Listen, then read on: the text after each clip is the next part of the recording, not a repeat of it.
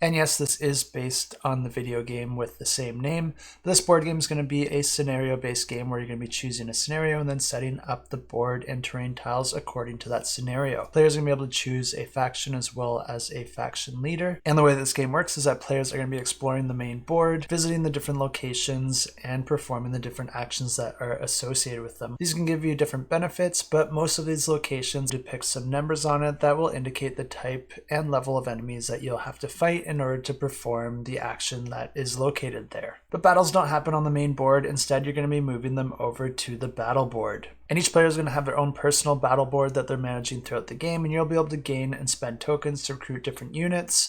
And there's a few different types of units. There's your ground units, your flying units, and your ranged units. And the difference between them is that they're going to have different movement as well as different attack ranges. You'll also be able to spend tokens to gain different magic attack cards that give you some special attacks that you can use against your enemies. And then there's other tokens that you can spend to gain different building cards, and if you pay the resources to build that building, it can give you some special effects like a special ability or some resource generation that gets triggered at the start of each round. But when you actually go into battle, you're going to be setting up the enemy battle board according to the enemy units that were drawn, and then you're going to be sliding that board along with your board in order to start that battle. And all the units involved in the battle are going to trigger an initiative order, and in order to attack, you're going to be playing any cards from your hand as well as rolling a die to modify that attack value. And you'll be able to gain experience points for defeating any enemies, but any enemies that you're not able to defeat will retaliate and perform a counter attack.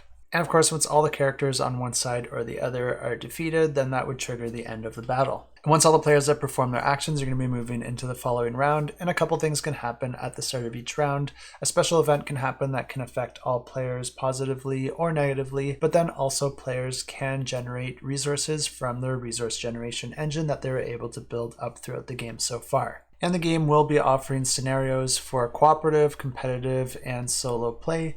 And if you want to know more about this one, I have links in the description below.